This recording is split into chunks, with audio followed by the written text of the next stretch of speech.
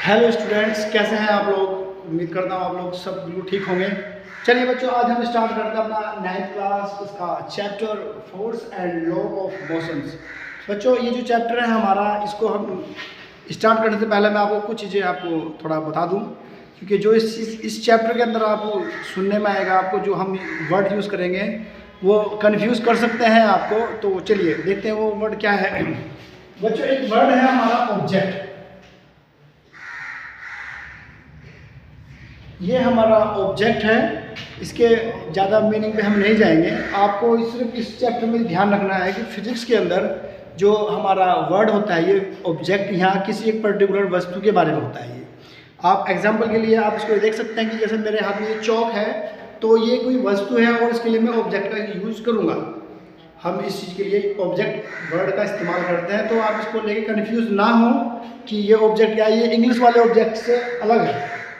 चलिए, और बच्चों, ये चैप्टर है जो हमारा force and law of motion. इस चैप्टर को क्लियर करने से पहले मैं आपको इसके नाम के बारे में बताना चाहूँगा। ये चैप्टर क्या है, क्योंकि कभी कभी ऐसा हो जाता है कि स्टूडेंट अपना पूरा चैप्टर पढ़ लेते हैं, उसको अच्छे से लर्न भी कर लेते हैं, लेकिन अगर कोई इनको बोले कि इसकी समरी में आपने क्या पढ़ा है, क्या टॉपिक है आपके, तो वो उसको ऐसे आँख बंद करके रट के बोल देते हैं फटाफट ना, ये चीज़ें होती है। जबकि ये हमारा जो चैनल है ये इस चीज़ के सपोर्ट में बिल्कुल भी नहीं है। तो बच्चों, मैं आपको पहले ये टॉपिक आपको क्लियर करना चाहूँगा, फोर्स। फोर्स क्या होता है, व्हाट इज फोर्स। तो चलिए देख लेते हैं फोर्स क्या होता है हमारा। तो बच्चों, जैसा कि आपकी बुक में भी इसकी डेफिनेशन लिखी हुई है, फोर्स इज पुश और पुल। किसी मतलब पुश और पुल जो वर्ड है हमारा, ये जो पुश और पुल, किसी ऑब्जेक्ट को पुश करना या उसको पुल करना, वो उसको फोर्स करना बोलते हैं। तो थोड़ा डीपली आपको समझा दूं मैं, ये होता क्या है। तो मैं आपको बताना चाहूँगा कि ये सपोज करिए, ये आपका कोई एक ऑब्जेक्ट है ए। ये एक ऑब्जेक्ट है आपका ए, और ये यहाँ पे रखा हुआ है इस तरह से। तो बच्चों, अगर मैं इस पे कोई फोर्स इस तरह से लगाऊं,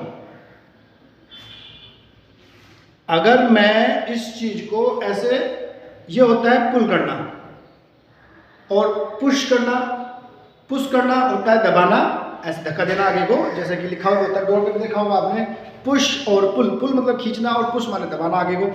तो बच्चों, हम इसको क्या करेंगे, अगर मैं इसको ऐसे पुल करता हूँ, इसको ऐसे, मतलब ये जो हमारा ऑब्जेक्ट है ए, इसके ऊपर मैं कोई फोर्स लगाता हूँ, और फोर्स लगाने के बाद ये यहाँ से ऐसे लुढ़कता हुआ यहाँ पे पहुँच जाए। फिलहाल इसकी पोजीशन यहाँ पे है इस तरह से, और ये जब इसके ऊपर फोर्स लगाया जाए, तो फोर्स लगाने के बाद इसकी स्थिति यहाँ से यहाँ पहुँच जाए, बदल जाए इसकी स्थिति। तो हमने जो उसके ऊपर बल लगाया है, उसको फोर्स लगाया है, उसको हम ये कह सकते हैं कि एक फोर्स लगाने से किसी भी वस्तु की, किसी भी ऑब्जेक्ट की स्थिति बदल सकती है। देख लीजिए कि मैं सपोज करिए, ये मेरे हाथ में डस्टर है। ये डस्टर तब तक इसी पोजीशन में रहेगा जब तक इस पर कोई एक्सटर्नल फोर्स ना लगाया जाए। तो हम इसको ये भी बोल सकते हैं, जो फोर्स होता है, फोर्स जो होता है बच्चों, वो किसी भी ऑब्जेक्ट की पोजीशन को चेंज करने की कैपेबिलिटी रखता है। दोबारा फिर सुनिए कि फोर्स किसी भी ऑब्जेक्ट की पोजीशन को, उसकी कंडीशंस को चेंज करने की कैपेसिटी रखता है। अब चाहे तो वो कोई मूविंग ऑब्जेक्ट हो, या वो पहले से ऑलरेडी रुका हुआ हो। देख लीजिए, अगर ये ऑब्जेक्ट है हमारा, ये तो यहाँ पे तो आपका रुका हुआ था, ये स्टॉप पोजीशन में था ये, और हमने इस पर फोर्स लगाया। फोर्स लगाने के बाद आप देखेंगे कि आगे को चल जाएगा। अगर मैं इस चीज़ को, मेरा ये डस्टर है और मैं इसको ऐसे हाथ लगाऊं, तो ये तब तक यहीं पे रुका रहेगा जब तक इसको एक्सटर्नल कोई फोर्स ना लगाया जाए। और मैं जैसे इसको ऐसे फोर्स लगाऊंगा, तो ये जाहिर सी बात है आगे हो जाएगा, जिधर मेरे फोर्स की डायरेक्शन होगी उस तरफ ही चला जाएगा। ठीक है। अब बच्चों हमें क्या ध्यान देना है, हमें ये ध्यान देना है कि फोर्स लगाने से किसी भी ऑब्जेक्ट की पोजीशन, उसकी कंडीशन, उसकी स्थिति बदल सकती है।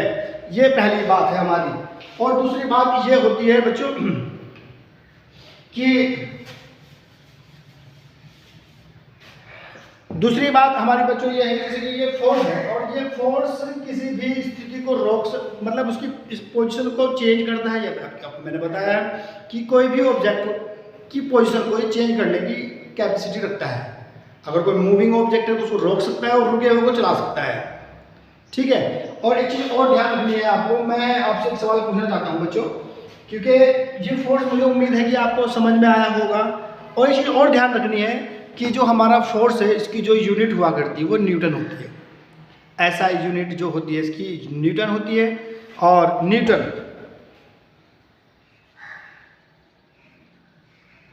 फोर्स की जो ऐसा यूनिट होती है वो न्यूटन होती है। यानी कि पूरे ऑल ओवर द वर्ल्ड इसको आप इंटरनेशनल सिस्टम के अकॉर्डिंग न्यूटन से इसको मेजर करते हैं। न्यूटन एक साइंटिस्ट का नाम हुआ है और बड़े महान साइंटिस्ट हुए हैं साइंस के। उनके नाम से ही उनके ऑनर में फोर्स जो हमारी एक क्वांटिटी है उसका जो यूनिट होता है, जो मेजरमेंट करने के लिए एक यूनिट इस्तेमाल की जाती है, उसको उनके ऑनर में ही उसको न्यूटन कहा गया है। तो बच्चों ये हमेशा ध्यान रखना है, फोर्स का जो ऐसा यूनिट होता है वो न्यूटन होता है। क्योंकि 9th स्टैंडर्ड के हिसाब से ये क्वेश्चन इंपॉर्टेंट है कि what is the SI unit of force. तो आंसर होगा इसका the SI unit of force is Newton. तो बच्चों ये मुझे उम्मीद है कि आपको टॉपिक क्लियर हुआ होगा फोर्स। एक बार मैं थोड़ा ब्रीफली आपको बता दूं फोर्स होता क्या है। What is force? Force is a push और पुल। ठीक है, कि कोई किसी चीज़ को खींचना, उसको दबाना, अपनी तरफ खींचना या आगे की तरफ धक्का दे देना, ये जो होता है ये सब फोर्स होता है। इसकी कैपेबिलिटी क्या हो सकती है? कोई भी ऑब्जेक्ट की पोजीशन को अगर चेंज करना हो तो हम फोर्स का इस्तेमाल करते हैं। यानी कि force is capable to change the condition, to change the position of that particular object. चलिए और दूसरा एक चीज़ और देख लेते हैं बच्चों। मैं आपसे पूछना चाहूँगा इस टॉपिक को आगे बढ़ाते हुए कि बच्चों आपने कभी कभी देखा होगा, आपने नोट करा होगा इस चीज़ को कि आप मान लीजिए सपोज करते हैं ये कोई आपका एक प्लेन है, एक समतल एक प्लेन है, बिल्कुल ऐसे जैसे टेबल हो जाती है हमारी, बिल्कुल इस तरह से मान लीजिए कोई प्लेन है और आपने ये जो आपके अभी हाथ में पेन है ये आप इसको यहाँ पर रख के ऐसे इसको ऐसे लुढ़काते हैं, इसको आप आगे की ओर लुढ़काते हैं। तो आप क्या देखेंगे? आप ये देखेंगे बच्चों की ये कुछ टाइम तक ऐसे लुढ़कता चला जाएगा ऐसे ऐसे, लेकिन कुछ टाइम के बाद क्या होगा, ये रुक जाएगा। आप अगर किसी ऑब्जेक्ट को किसी प्लेन के ऊपर लुढ़कने दें या उसको लुढ़का दें तो वो कुछ टाइम तक तो उस पर लुढ़केगा, ठीक है, लेकिन कुछ टाइम के बाद क्या हो जाएगा, वो जस्ट स्टॉप हो जाएगा। और उसके स्टॉप होना, अब वो रुकता कैसे? क्योंकि भाई अब मान लीजिए आप ये चौक है, मैं इसको ऐसे लुढ़कने के लिए छोड़ दूँ, इसको ऐसे करने के लिए छोड़ दूँ तो ये कुछ देर तो चलेगा, लेकिन उसके बाद रुक जाता है। कौन रोकता है इसको? अब इसका मतलब ये नहीं कि कोई बाहर से कुछ दिव्य शक्ति आएगी या कोई भूत आएगा, ऐसा नहीं है बच्चों। कुछ बच्चे समझ लेते हैं इसको ऐसे, कोई हवा ने रोक दिया, वो रोक दिया, बहुत सारी कारण हो सकते हैं, बच्चे बता सकते हैं इसके बारे में। लेकिन मैं आपको बताऊंगा कि हर एक ऑब्जेक्ट जो किसी चीज़ के ऊपर चलता है, अगर देख लीजिए आप इस चीज़ को ये भी लगा सकते हैं कि हम धरती के ऊपर चलते हैं तो हम चलते हैं। आपने कभी अपने टीवी सीरियल में देखा होगा कि जो लोग होते उसमें दिखाए जाते हैं, जो भी कैरेक्टर होते हैं वो ऐसे चलते नहीं है लेकिन वो उड़ते रहते हैं, वो ऐसे हवा में मूवमेंट करते रहते हैं, वो पैर नहीं चलाते लेकिन वो ऐसे ही हवा में उड़ते रहते हैं ऐसे ऐसे ना। तो ये चीज़ें कहाँ होती है? ये सब बड़ा टॉपिक है, ये हमारे न्यूटन ने ही खोज की थी इस चीज़ की। उन्होंने बताया था कि धरती के अंदर एक पावर होती है जो चीज़ों को अपनी ओर अट्रैक्ट करती है, तो उसको फोर्स ऑफ ग्रेविटेशन बोलते हैं, ठीक है बच्चों। तो ये लेकिन अगर कोई प्लेन के ऊपर कोई चीज़ लुढ़के और लुढ़कने के बाद वो फिर रुक जाए तो वो क्यों रुकती है? तो इसका जो ये रुकती है वो रुकती है इनर्शिया फोर्स की वजह से। हर एक ऑब्जेक्ट, हर एक जिसके ऊपर भी आप उसको लुढ़काएंगे वो उस पर एक फोर्स लगाएगा ऑब्जेक्ट के ऊपर, और वो ऑब्जेक्ट उसको क्या करेगा, वो उस ऑब्जेक्ट की जो स्पीड होगी उसको स्टॉप करने की कोशिश करेगा। आप समझ रहे हैं? मान लीजिए ये प्लेन है, प्लेन के ऊपर ये कोई लुढ़क रहा है तो ये प्लेन इसके ऊपर एक फोर्स लगाएगा और वो फोर्स क्या करेगा, जो उसकी लुढ़कने की जो पोजीशन है, जो कंडीशन है उसको वो रोक देगा और वो वहीं पर स्टॉप हो जाएगा। ठीक है, तो बच्चों कभी कभी ऐसा हो जाता है कि चीज़ें हमें वो पूरे लुढ़क के नीचे गिर जाती हैं और कभी कभी वो पूरा नहीं कर पाती बात, वो पूरा रास्ता पार नहीं कर पाती, बीच में रुक जाती है। तो ये डिपेंड करता है कि हम किस फोर्स के कितना फोर्स लगाकर उस चीज़ को लुढ़का रहे हैं। अगर मान लीजिए मैं ये चौक यहाँ रखूँ और यहाँ रखने के बाद इसको हल्का सा ही इसको लुढ़का दूँ आगे की तरफ, तो ये डिपेंड करेगा कि मैंने इसके ऊपर कितना फोर्स लगाया है। ये यहाँ तक पहुँचेगा या नहीं पहुँचेगा ये डिपेंड करता है कि हमने कितना फोर्स लगाया है। ये भी डिपेंड करता है कि जो हम इस पर ये फोर्स इधर से लगा रहे हैं और ये जो फोर्स प्लेन लगाएगा इसके ऊपर ऐसे, अगर ये वाला फोर्स जो हम लगा रहे हैं इस फोर्स के बल से, इस फोर्स से ज़्यादा हो ये वाला फोर्स, तो हमारा जो ऑब्जेक्ट है वो पार हो जाएगा। लेकिन अगर ये वाला फोर्स जो हमने ऑब्जेक्ट के ऊपर लगाया है और वो फोर्स जो प्लेन उस ऑब्जेक्ट के ऊपर लगाएगा और ये फोर्स अगर ज़्यादा हो जाए इस फोर्स से, तो वो उसको स्टॉप कर देगा। ये चीज़ आपको क्लियर हो गई होगी जहाँ तक मुझे उम्मीद है। तो बच्चों मैं उम्मीद करूँगा कि आपको ये बेसिक कॉन्सेप्ट इस चैप्टर का समझ में आया होगा। हम अपने नेक्स्ट क्लास में फिर दोबारा से नेक्स्ट टॉपिक क्लियर करेंगे।